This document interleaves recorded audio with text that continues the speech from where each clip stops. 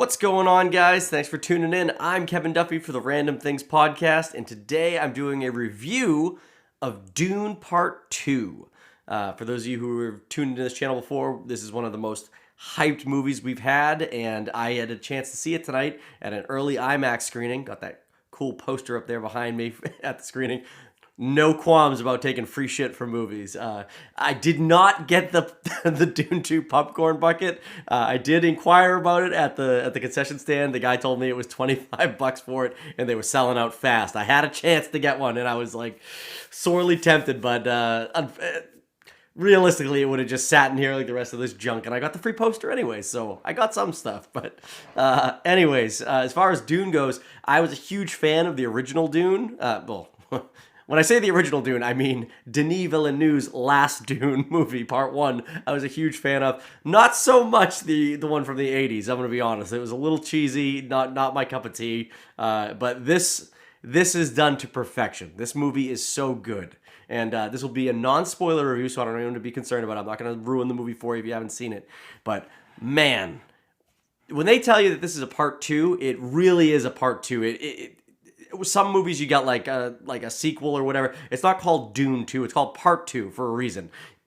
It takes what is essentially the first book, splits it into two, and this movie makes the first movie better. So if you were like me and you liked the first movie, although and thought maybe it was a little incomplete, that's because it's this first half of this whole story, and this second half wraps up this story nicely. If you sat down and watched, I mean, it's like 5 hours of watching, almost maybe 5.5 hours of a movie, but it is a great fucking story. Holy shit.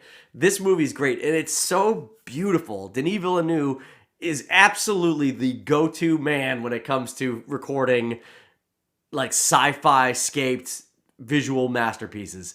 He does it in such a phenomenal way. The soundtrack, the sound design. I mean, we saw this in IMAX, my wife and I, and it booms. The whole movie booms. And when it's quiet, you feel the quiet too.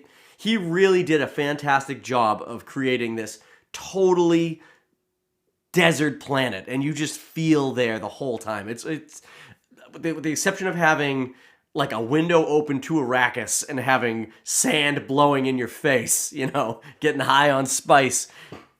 This is the closest you're ever going to come to being on another planet like that. It is insane.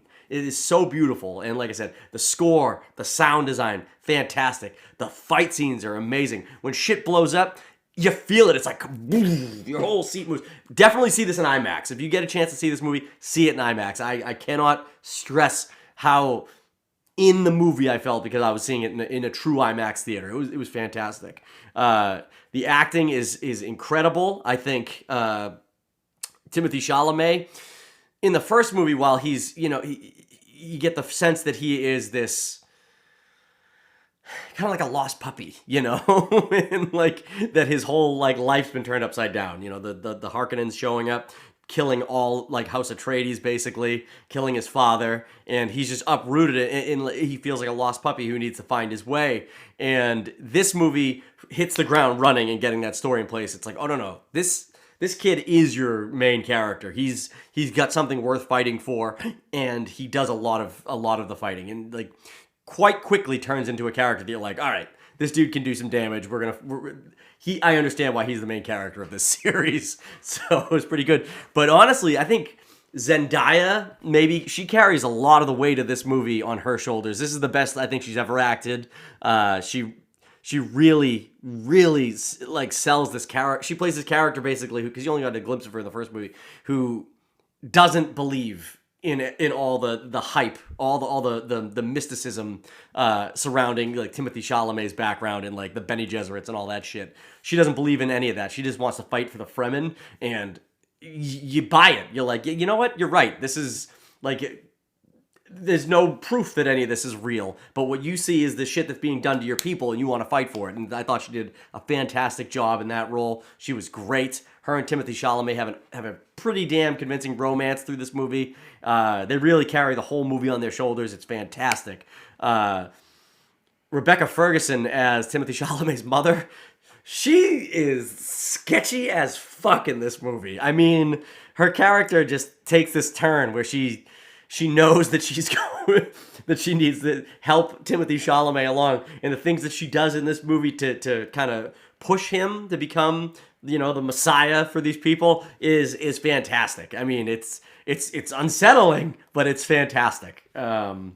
Austin Butler comes in as I think it's Thane. I don't want to say Thane. I want to make sure I'm not. I couldn't pick up exactly what the name is. I didn't read these books, so I really don't know the character. I know that Sting played him in the 1980s one, but yeah, he does a fantastic job. I mean, I thought for sure he was going to be dropping like some serious like Elvis dialogue because he's kind of known for sounding like Elvis. So he doesn't. He has a really disturbing kind of sounding voice, and he's very threatening. And it shows the Harkonnen home planet for a while. That planet is crazy. It's got like a black sun, so everything looks white and black. You probably saw it in the trailers.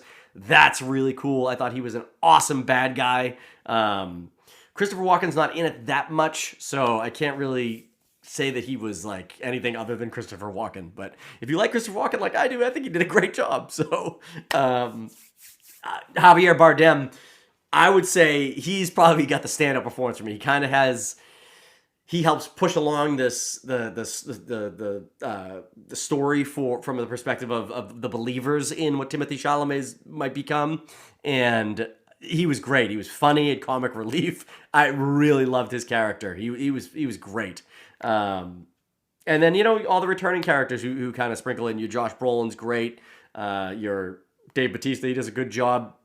Very interesting role for Dave Bautista in this movie specifically. They kind of take his character, who was pretty opposing in the first movie, and or imposing, I should say, and they kind of flip him around a little bit. He's not quite the same character after the Fremen start kicking ass. So it's pretty damn cool. But yeah, overall, I really love this movie. Believe the hype. It is fantastic. It is sci-fi done at its absolute best. If you tune into our Thursday night podcasts, I asked the question last week, can Dune be the new Star Wars? I didn't think it could because Star Wars means so much to so many people, but the quality's there, man. The quality of these movies is on another level. It's a level that Star Wars hasn't had in quite a long time, and it's Game of Thrones in space. It's Game of Thrones in space, and if Denis Villeneuve keeps making these movies, I hear they're going to make Messiah, or they're planning on greenlighting Messiah, or maybe it's already greenlit, I don't know, but which is the third, or what was the second book, or the third movie. I don't know if it'll be one movie, or again, they'll split it up. If he keeps making these the way that they are being made right now, this is a major hit for Warner Brothers. I think my IMAX early screening was packed to the gills. There wasn't an empty seat in the house. My wife, I don't know if this is going to be, if this will help sway people to go see it or not. My wife knows nothing about sci-fi movies, really, and she really enjoyed this movie. She said there were so many times she wanted to ask me questions about it as we're watching it, but because of like how engaging the story was, she didn't take her eyes away enough to like even turn to ask me. So I wouldn't have been able to give her much help anyways. I know very little about Dune, except for what I saw in part 1 and now in part 2. So, anyways, guys, that's going to do it for my Dune 2 spoiler-free review. So if you guys have seen Dune, or Dune Part 2, let me know what you think in the comments. I would love to hear if you like this movie as much as I did. And honestly, let me know if you're excited for Part 3, should that get made, which I think it is. But I'd love to hear from you guys. Please let us know in the comments. Click this like button, subscribe to the channel, and, tune in this Thursday night for our live podcast. We go live about 8:30 every Thursday night. We talk about random things, not necessarily always in the genre of movies, even though my background would lead you to believe that it is. We talk about some really dumb shit. So, as the podcast name will tell you, the Random Things Podcast. We talk about dumb shit. It's basically a comedy podcast, so we'd love to see you on there. We go live. We answer questions live if you tune in, so please hit us up there. Anyways, thanks for watching this video. Click the like button, and we will see you with another random review when I see another movie. See you later.